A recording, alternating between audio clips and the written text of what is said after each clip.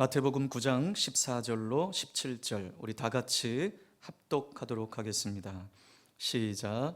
그때에 요한의 제자들이 예수께 나와 이르되 우리와 바리새인들은 금식하는데 어찌하여 당신의 제자들은 금식하지 아니하나이까? 예수께서 그들에게 이르시되 혼인집 손님들이 신랑과 함께 있을 동안에 슬퍼할 수 있느냐? 그러나 신랑을 빼앗길 날이 이르리니 그때에는 금식할 것이니라. 생배 조각을 낡은 옷에 붙이는 자가 없나니 이는 기운 것이 그 옷을 당기어 헤어짐이 더하게 됨이요 새 포도주를 낡은 가죽 부대에 넣지 아니하나니 그렇게 하면 부대가 터져 포도주도 쏟아지고 부대도 버리게 됨이라. 새 포도주는 새 부대에 넣어야 둘이 다 보존되느니라. 아멘.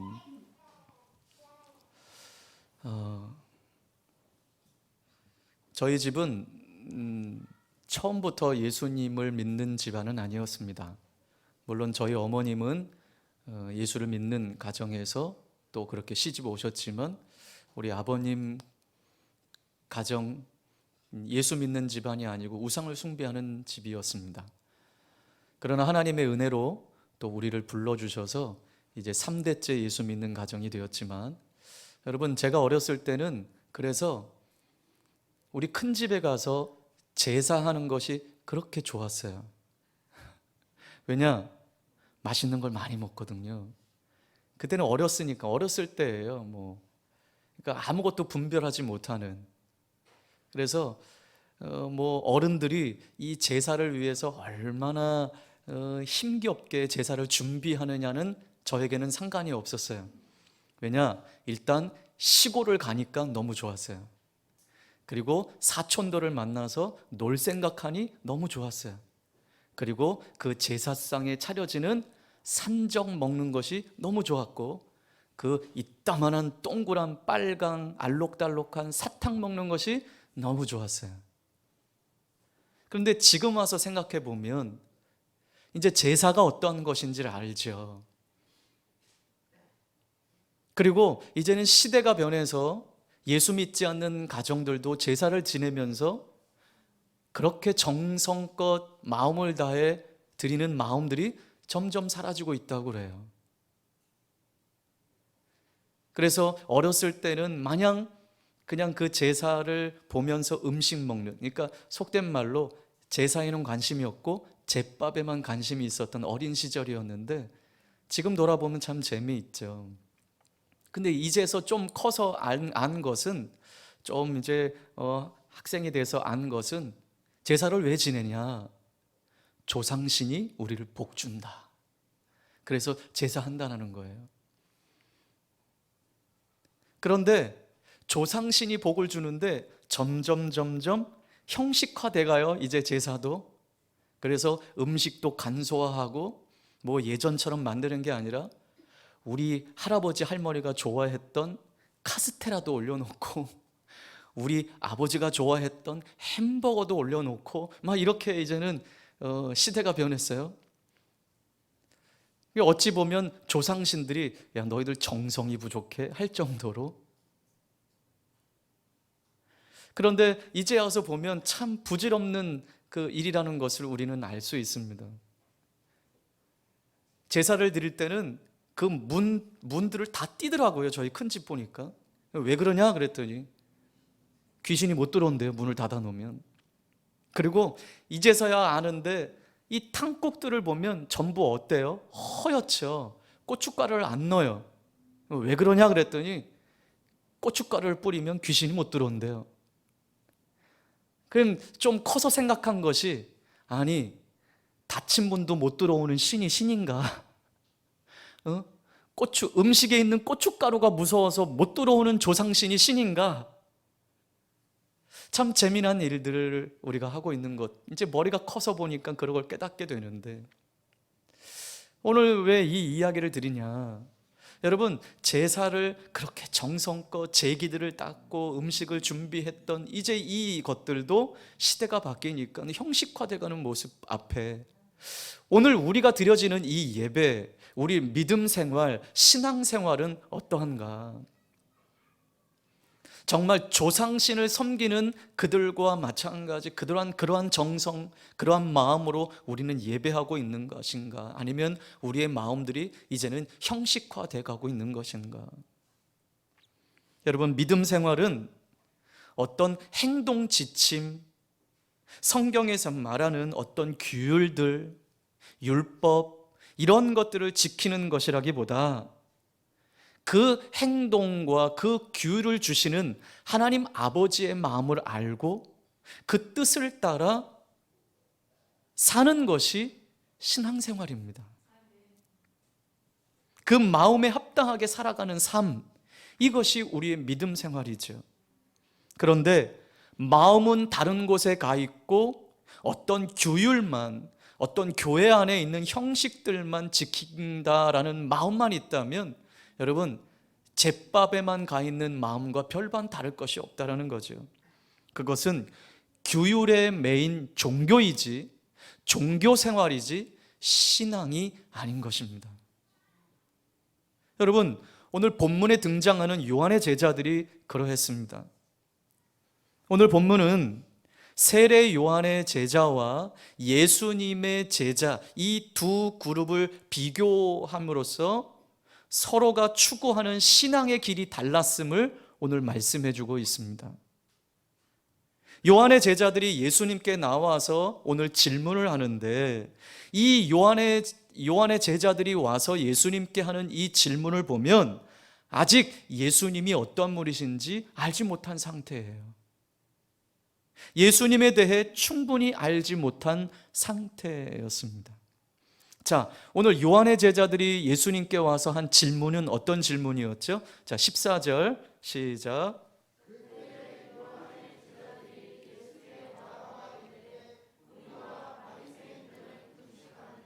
어찌하여 당신의 제자들은 금식하지 아니하나이까? 네, 요한의 제자들이 예수님께 와서 이렇게 질문해요. 우리와 바리새인들은 뭐 하는데요? 금식하는데 어찌하여 당신의 제자들은 금식하지 않습니까? 이렇게 질문해요. 그도 그럴 것이, 이 요한의 제자들은 그 스승을 따라서 금욕 생활을 하던 자들이었어요. 여러분, 이들의 스승이 누구예요? 요한이죠. 요한의 제자들이라고 그랬으니까 세례 요한의 제자들이에요. 이 스승 세례 요한은 우리가 잘 아는 대로 광야에 살았죠. 메뚜기와 석청, 그 바위에서 나는 꿀, 그것이 그의 주식이었어요. 그렇게 살면서 약대 털옷을 입고 메뚜기와 석청을 먹으며 금욕적인 삶을 살았던 자가 세례 요한이고, 또 그렇게 그 스승에게서 배웠던 제자들도 그렇게 살았던 것이죠. 그런데 그들의 눈으로 본 예수님은 어떠한 자였습니까? 세리들과 어울리고 죄인들과 어울리면서 먹고 마시는 모습을 볼 때 이들의 눈으로는, 이들의 마음으로는 예수님이 이해가 가지 않는 거예요. 그의 제자들이 이해가 가지 않는 거예요. 예수님을 좋은 시선으로 보지 못했습니다. 여러분, 이게 바로 자기의예요. 자기의. 나는 금식하는데 왜 너희들은 금식하지 않아? 이런 자기의. 그런데 여러분, 이러한 자기의는 열심히 특심한 사람일수록 더 큽니다. 왜냐? 나는 열심히 있는데 다른 사람들은 왜 하지 않느냐라는 것이죠. 자, 오늘 또 한 가지 주목할 건, 여러분, 이 세례 요한의 제자들이 누구와 함께 금식한다고 그래요? 바리새인들과 함께. 여러분, 바리새인들은 어떠한 사람들이었습니까? 사사건건 예수님께 시비 걸던 사람들이에요. 예수님을 어떻게 해서든 올무를 잡히게 해서 예수님을 넘어뜨리려고 하고 결국은 예수님을 죽이기까지, 예수님을 아주 못살게 굴었던 무리들이에요, 이 바리새인들. 그런데 세례 요한의 제자들이 누구와 함께? 이 바리새인들과 함께. 여러분, 우리 매일 묵상, 매일 양식 올렸을 때 그런 말씀을 한번 올렸어요. 여러분, 그렇게 원수지간에 있다가도요, 하여튼간 하나님의 일이 아닌 일에는 어떻게 그렇게 하나가 돼서 말도 하나가 되고 행동이 하나 되는지 모르겠어요. 여러분, 어떻게 이 세례 요한의 제자들과 바리새인들을 같이 묶을 수 있겠습니까? 그런데 이 자기의가 발동되면 눈에 그냥 자기만 보이는 거예요. 다른 사람들은 다 보이지 않는 거예요. 여러분, 이 바리새인들은 정말 그도 그럴 것이 이들은 일주일에 2번씩 금식하던 자들이었습니다. 월요일과 목요일, 이들은 금식하던 자들이었어요. 얼마나 열심히 있는 자들입니까? 그런데 여러분, 문제는 이들의 금식이 하나님의 중심에 된 금식이 아니었어요. 일부러 막 머리를 풀어 헤치리고, 왜냐? 금식하면 어떻게 돼요? 얼굴도 초췌해지고 막 살도, 얼굴 살도 빠지고 이러니까 머리를 일부러 풀어 헤치는 거예요. 왜? 나 금식한다? 이거 좀 다른 사람들이 알아주기를 바라는 거죠. 그리고 얼굴에 막 젤을 뿌려요. 나 지금 회개한다. 회개하면서 금식한다. 자기들의 경건을 과시했어요. 그러니 마음에도 없는 율법 준수를 행하면서 우리는 하나님 앞에 정결하게 살고 있다라는 것을 많은 사람들이 알아주기를 원했던 것이죠. 자, 이렇게 살던 자들과 요한의 제자들 같이 묶어서 왜 당신의 제자들은 금식하지 않느냐라고 말하고 있습니다. 요한의 제자들은 예수님을 인정하지 않은 채 예수님께 따지면서 바리새인들을 끌어들여서 그들과 똑같이 금식하고 있다고 말하고 있습니다. 오늘 이 마태복음에서는 요한의 제자를 마치 불신자로 묘사하고 있는 것과도 같아요. 여러분, 오늘 우리도 예수님을 믿는다고 하면서 이 요한의 제자들과 같이 불신 가운데 세상 가치관을 가진 것은 아닌지, 그냥 종교적인 열심으로 다른 사람들을 정죄하는 자리에 서 있는 것은 아닌지 우리는 돌아봐야 할 줄 믿습니다. 저는 이 말씀을 또 준비하면서 제 자신을 좀 돌아봤어요.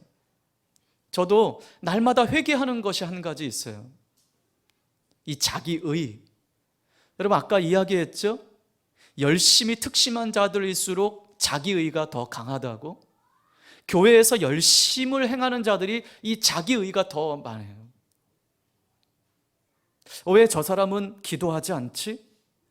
왜 저 사람은 왜 교회 일을 더 열심히 하지 않지? 이런 자기의가 우리에게 있어요. 저도 날마다 이 부분을 회개해요. 여러분, 예전에는 우리 성도들이 말씀 묵상 올린 거를 보면 막 은혜 받고 막 저도 깨닫고 감사해요. 그런데 어느 순간인가 이걸 보면서 왜 말씀 묵상 안 하지?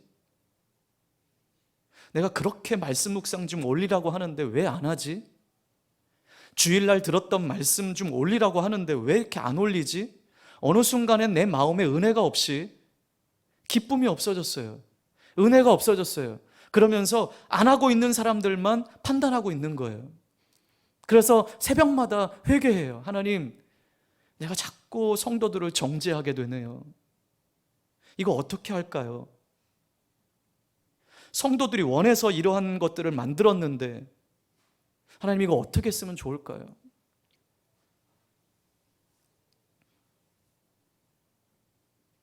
어제도 우리 사모님이 우리 애들한테 왜 주일 말씀 들은 거 왜 안 올리냐고 이야기하고 있더라고요. 그래서 제가 어제 끝나고 들어가면서 이제 그런 얘기 하지 말라고 그랬어요.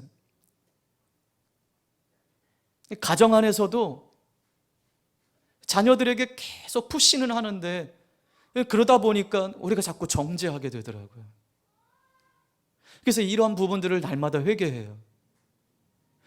매일 양식 내가 아침마다 나는 기대감을 가지고 우리 성도들 이 말씀을 가지고 하루를 좀 잘 살았으면 좋겠다라는 마음으로 매일 올려요. 근데 어느 순간부터 왜 안 읽지? 왜 일이 안 없어지지? 왜 아멘 안 달지? 나는 정말 힘겹게 나는 매일같이 이거 올려주는데 왜 안 하지? 자꾸 어느 순간부터 성도들을 이렇게 정죄하고 있더라고요. 그래서 은혜가 안 돼요. 그래서 어제 제 아내한테도 이거 그냥 없애버릴 거야, 이렇게까지 얘기했어요. 근데 이게 사단이 원하는 일이거든요. 자꾸 이러한 마음을 우리 안에 집어넣어서 잘하고 있는 사람들까지도 못하게 만드는 거예요. 여러분, 그럼 제가 이 꼴 저 꼴 안 보기 위해서 나 매일 양식 아침마다 안 올리고, 그리고 주일 말씀 올리는 부분도 이거 그냥 없애버리고, 말씀 묵상하는 부분도 이거 없애버리면 결국은 누가 원하는 일일까요? 사단이 원하는 일이죠. 하고 있는 사람들도 못하게 되는 거, 안 하게 만드는 거. 아싸, 신났다. 이제 우리 목사님 이거 없애버리면 이제 이거 나도 그냥 형식적으로 묵상 이거 맨날 올리고 하는 게 너무 힘들었는데, 주일날 말씀 들었는 거 은혜도 안 받았는데 자꾸 올리고 하고 하니 나는 아침마다 은혜도 안 되는데 이거 아멘 다는 것도 싫은데 잘 됐다. 여러분, 그런 사람들에게 피할 길을 내려고 제가 지금 이 말씀을 드리는 게 아니에요. 해야죠. 열심히 하는 일이 하나님이 원하시는 일이지요. 그런데 자꾸 내 안에 자기의가 발동되는 거예요. 여러분, 우리 안에는 이러한 마음들이 없습니까? 왜 저 사람은 기도 안 하지?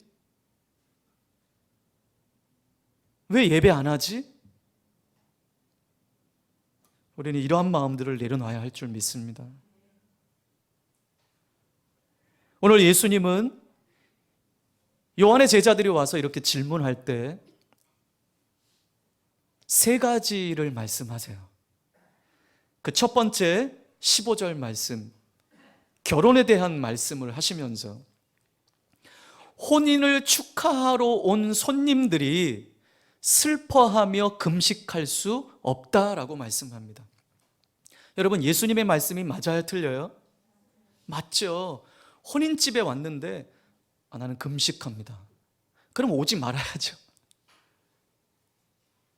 그럴 수 없다라는 거예요. 이는 무슨 말씀입니까? 온 인류를 구원하기 위해 메시아로 오신 이 예수님, 죄인을 구원하시고자 이 땅에 오셨는데 예수님과 함께하는 제자들이 슬퍼하며 금식할 수 없다라는 거예요. 그것은 맞지 않다라는 거예요. 지금은 신랑 되신 예수님과 함께 기뻐하는 것이다. 혼인잔치와 마찬가지로 기뻐하는 일이 지금 해야 할 일이다라고 주님 말씀하시는 거예요. 그러나 신랑을 빼앗길 날이 올 것이다. 여러분, 신랑을 빼앗길 날은 예수님이 십자가에 못 박혀 죽은 그 날을 의미하죠. 그 날은 신랑을 잃은 슬픔 때문에 슬퍼하며 금식하게 될 것이라고 주님 말씀하십니다. 여러분, 예수님이 이 땅에 오셔서 그분이 막 금식하며 금욕주의로 살지 않으신 것은, 예수님이 이 땅에 오셔서 죄인들과 세리들과 먹고 마시며 잔치를 베푸신 이유는 천국이 이와 같음을 보여주신 거예요. 주님과 함께하는 삶이 이처럼 기쁘다라는 것을 보여주신 거예요. 예수님과 함께하는 기쁨으로 살아가는 삶이 무엇인지를 보여준 거예요. 여러분, 오늘 예수 그리스도와 함께하는 우리들 마음 가운데 이러한 기쁨이 있습니까? 하나님 나라의 임재 안에서 오는 이 은혜를 우리에게 예수님이 보여주신 거예요. 그런데 세례 요한의 제자들은 이 예수님의 크신 뜻은 알지 못하고 왜 금식 안 하냐고 예수님께 나와 물었던 것입니다. 율법만 준수하는, 본질은 모르고 행위만 강조하는 이들은 이것을 이해하지 못했습니다. 예수님과 함께하는 이 기쁨의 은혜를 깨닫지 못한다면 우리의 신앙생활은 종교적인 행위로 굳어버릴 거예요. 그러니 말씀 묵상하는 거, 우리가 기도 생활하는 거, 예배 생활하는 이것이 정말 주님과 함께하는 이 천국의 기쁨을 누리질 못한다면 형식적인 숙제만 되는 거예요. 숙제만. 은혜가 없는 거예요. 두 번째, 예수님 무엇을 말씀하십니까? 16절에 낡은 옷의 헤어진 부분을 새 천으로 깁는 일은 하지 않는다라는 것이죠. 자, 우리 옷이 막 낡았어요. 막 구멍이 막 뚫리려고 막 이렇게 찢어지려고 하는 그곳에, 여러분, 우리 예전에는요, 양말 다 어떻게 신었나요? 기어서 신었어요. 예.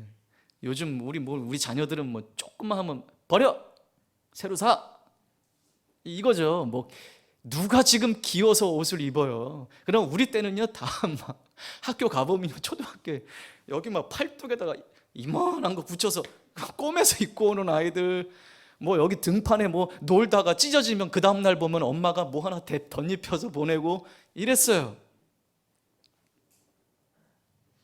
그런데 낡은 옷에 새 천, 여기 생배 조각이라고 하는 것은요, 한 번도 사용하지 않은 천을 말하는 거예요. 그런데 막 낡은 옷에 한 번도 사용하지 않은 천을 덧붙여서 그 옷을 덧대고 깁는 일은 하지 않는다라는 거예요. 왜냐하면 그 낡은 옷, 이제 헤어져서 막 낡은 옷이 새 천을 붙인다고 그것이 새롭게 되는 것이 아니고 결국은 찢어지게 되어 있습니다.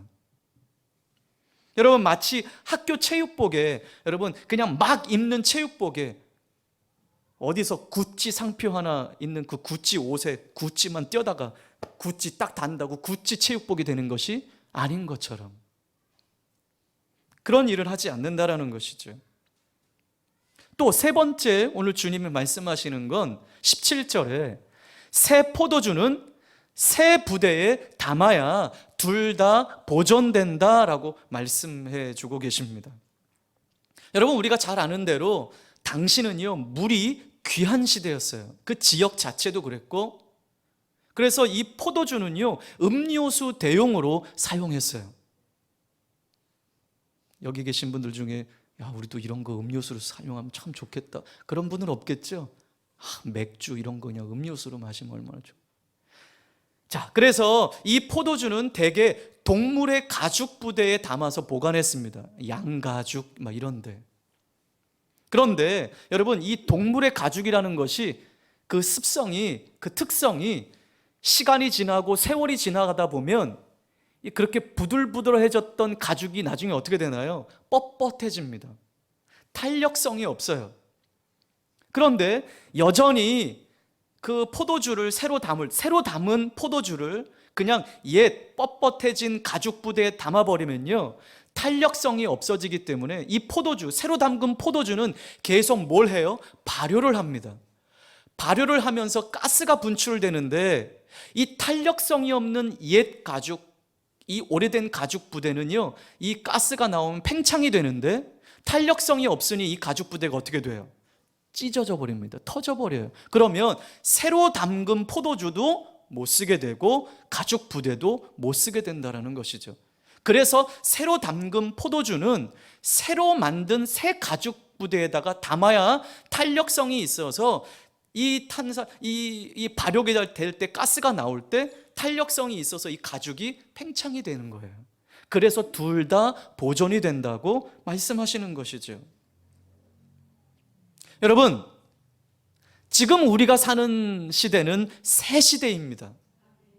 은혜의 시대입니다. 왜냐하면 예수님이 오셔서 우리 안에 이러한 시대를 열어주셨어요. 은혜의 시대를 우리에게 주셨어요.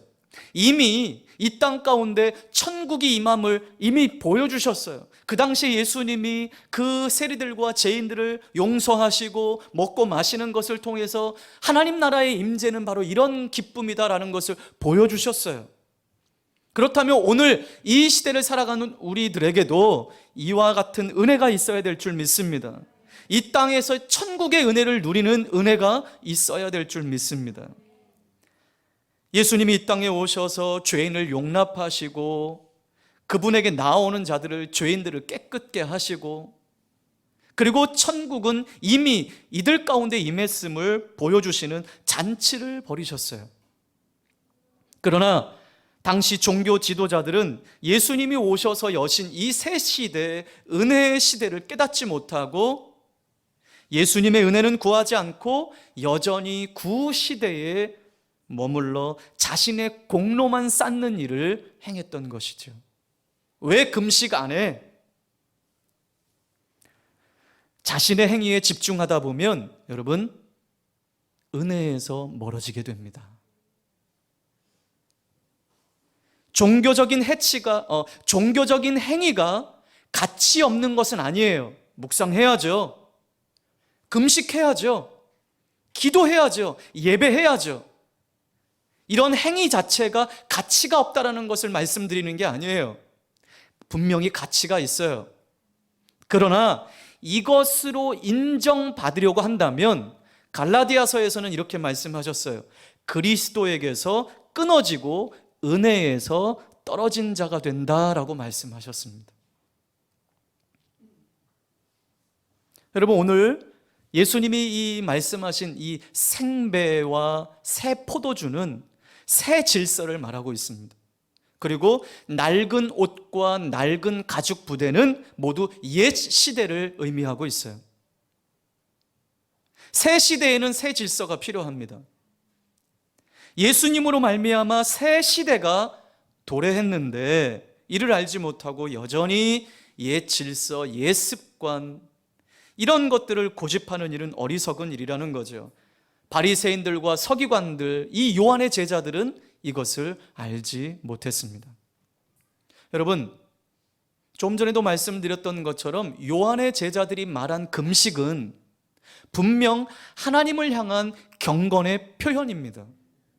하나님, 내가 이 죄악 많은 세상에서 하나님 앞에 금식하며 하나님을 갈망합니다. 여러분, 이 자체는 너무나 귀한 일이에요.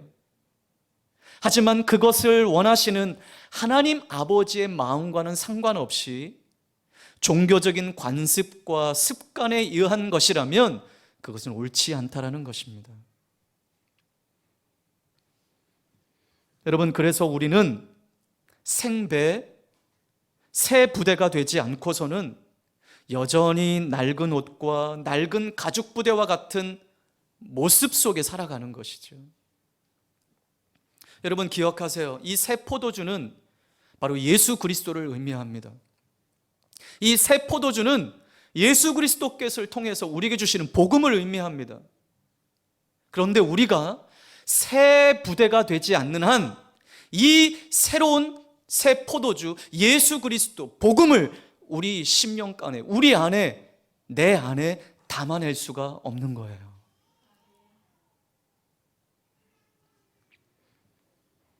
여전히 우리 삶이 모여 예배할 때의 모습과 흩어져 살 때의 모습이 다르다면 우리는 복음을 담아낼 수가 없는 거예요. 예수 그리스도를 담아낼 수가 없는 거예요. 여러분, 새 은혜를 누리기를 원하십니까? 우리 교회와 우리 가정과 우리의 삶과 우리의 환경이 새롭게 되기를 원하십니까? 우리가 새 부대가 되어야 됩니다. 여러분, 저는 우리 교회에 와서 이제 담임 목사가 돼서 정말 하나님이 주신 꿈을 품고 비전을 품고 우리 성도들을 양육했습니다. 그리고 함께 예배했습니다. 막 제자 훈련도 하고요, 예배하고 가르치고 또 묵상하는 것도 가르치고, 그러면 새로워질 줄 알았어요.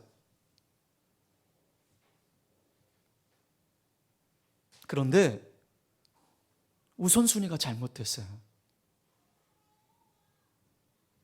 우리의 심령이 하나님의 말씀으로 기경되어지고 갈아엎어지고 새 사람이 되지 않는 한 그 안에 아무리 아름다운 하나님의 은혜의 복음이 들어가도, 아무리 훌륭한 제자 훈련을 한다고 해도 바뀌지 않는구나, 새로워지지 않는구나. 우리 주님은 놀라우신 분인데, 우리 주님은 엄청난 분이신데, 엄청난 보아이신데, 우리 이 내면이 새로워지지 않는데 거기에다가 엄청난 보아이신 예수님이 들어가니 부대가 견디질 못하는 거예요.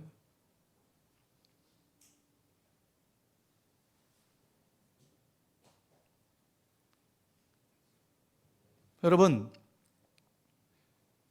그래서 우리가 새 부대가 되어야 되는 거예요. 옥토가 되어야 되는 거예요. 내가 새롭게 되지 않는 이상 여기에 어떤 말씀이 주옥과 같은 하나님 말씀, 뭐 이 강단에 뭐 그 유명한 뭐 사랑의 교회 목사님, 뭐 분당 우리 교회 목사님, 뭐 순복음 교회 목사님 와서 주옥과 같은 말씀을 전해도 딱 그때뿐 반짝하고 끝나는 거예요. 뭔가 새로운 것이 와서 말씀이 전해지고 뭐 훈련, 제자 훈련을 받고 이러한 것들을 경험하다 보면 그동안 하지 못했던 새로운 것들을 하니까 뭐가 은혜가 있는 것 같이 보였어요. 그런데 여전히 내가 변하지 않고 내가 새 부대가 되지 않으면 그 좋았던 은혜는 다시 예전으로 돌아가게 됩니다. 우리가 찢어지고 마는 거예요. 그것을 소화해내지 못하는 거예요. 저는 다시 오늘 이 말씀을 부여잡고 그렇구나. 정말 참된 보화이신 예수 그리스도를 내가 담아내기 위해서는 내가 새로워져야 되는구나. 내가 새 부대가 되지 않는 이상 여기에 어떤 제자 훈련, 어떤 예배, 어떤 말씀을 부어준다 해도 그것이 소화가 되는 것이 아니구나. 찢어지고 마는 것이구나 하는 것을 깨닫게 됩니다. 근본적인 변화가 되지 않는 상태에서 예수 그리스도의 복음이 들어가면 여러분 그거 견디지 못하는 거예요. 낡은 옷에 생배 조각을 붙이고 낡은 부대에 새 포도주를 넣는 것과 같이 모두 상하게 되는 거예요. 온전한 그리스도의 사람이 될 수 없습니다. 아무리 예배하고 아무리 말씀을 묵상하고 아무리 깨어 기도하고 제자 훈련을 해도 그 사람은 온전한 기대를 이룰 수 없습니다. 온전한 변화는 기대할 수 없습니다. 여러분, 오늘 우리는 새 포도주 대신 예수님을 갈망하기 이전에 먼저 우리가 회개함으로 변화되어 우리가 새 가죽 부대가 되기를 소망합니다. 그렇게 될 때 복음을 담아낼 수 있습니다. 그렇게 될 때 예수 그리스도를 담아낼 수 있습니다. 새 시대, 은혜의 시대를 멋지게 살아낼 수 있게 될 줄 믿습니다. 내가 새 부대가 되지 않는 이상 우리는 그 어떤 은혜도 소화해낼 수 없습니다. 여러분, 올해 우리 교회의 표어가 뭐죠? 다시 새롭게. 근데 여러분, 우리는 이 다시 새롭게를 하나님 우리 교회를 새롭게 해주세요. 여러분, 이런 기도를 하기 이전에 먼저 우리는 하나님 내 속사람을 새롭게 해주십시오. 내 마음을 새롭게 해주십시오. 나를 기경하여 주십시오. 그렇게 기도하고 먼저 우리가 새롭게 되기를 주님의 이름으로 축복합니다. 그렇게 살 때 그 하나님의 복음, 그 보화와 같으신 예수 그리스도가 우리 안에 부어질 때 놀라운 변화가 일어나는 거예요. 폭발 같은 변화가 일어나는 거예요. 그래서 저도 이제는 다시 새롭게 이 마음을, 내 의의를 내려놓고 왜 말씀 묵상 안 하지? 내가 여기에 마음 빼앗기지 않기로 다시 결정했습니다. 왜 말씀 안 올리지? 왜 안 읽지? 왜 여기에 마음을 쏟지 않지? 왜 우리 교회 유튜브 들어와서 왜 한 번 더 안 보고 좋아요? 왜 안 하지? 내가 여기에 내가 마음 빼앗기지 않기로 다시 결정했어요. 그러나 여러분, 우리가 먼저 우선순위 둘 건 우리가 새로워지지 않는 이상 이 모든 것들은 다 의무감이 될 것입니다. 재미가 없을 것입니다. 신앙생활이 재미가 없을 것입니다. 벌써 일주일이 지났네. 내일 또 교회 가는 날이네. 이게 아니라 오늘 주일이구나. 하룻밤만 더 자면 주일이구나. 내 마음이 새롭게 되지 않는 이상 여러분, 강제로 도살장에 끌려가는 송아지와 같이 우리는 그렇게 신앙생활 하다가 끝날 거예요. 여러분, 올 한 해 우리의 심령이 새로워지기를 바랍니다. 저는 그렇게 기도합니다. 하나님, 다시 한번 우리 성도들의 마음을 기경해 주십시오. 우리의 품었던 두 마음을 깨뜨리시고 우리 마음을 기경하여 주십시오.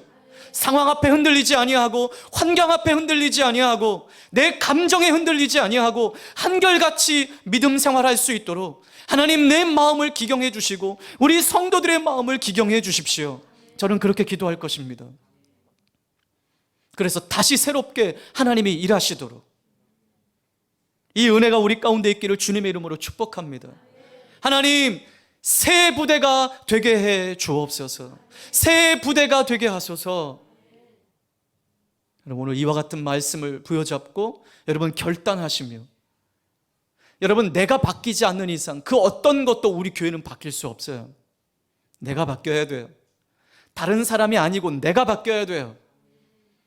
여러분, 나를 보면서 자기 의를 벗어버리고 하나님 안에서, 예수 그리스도 안에서 새 부대가 되시기를 주님의 이름으로 축복합니다. 우리 이 시간 함께 같이 기도하겠습니다. 우리 말씀을 기억하면서 우리 같이 기도할 때 우리 먼저 회개합시다. 하나님, 내가 먼저 새 부대가 되지 못함을 용서해 주십시오. 내가 더 바뀌지 못했음을 용서해 주십시오. 하나님, 나를 다시 기경해 주시고 나를 다시 만져 주십시오. 새 부대가 되기를 원합니다. 그래서 그 어떤 것이라도 담아낼 수 있는 자가 되기를 원합니다. 예수 그리스도를 담아내고 복음을 담아내고 소화해낼 수 있는 삶이 되기를 원합니다. 하나님이 주시는 은혜를 담아낼 수 있는 새 부대가 되게 해 주십시오. 그래서 우리 교회가 새로워지기를 원합니다. 우리 주여 한번 부르고 우리 함께 같이 기도하겠습니다.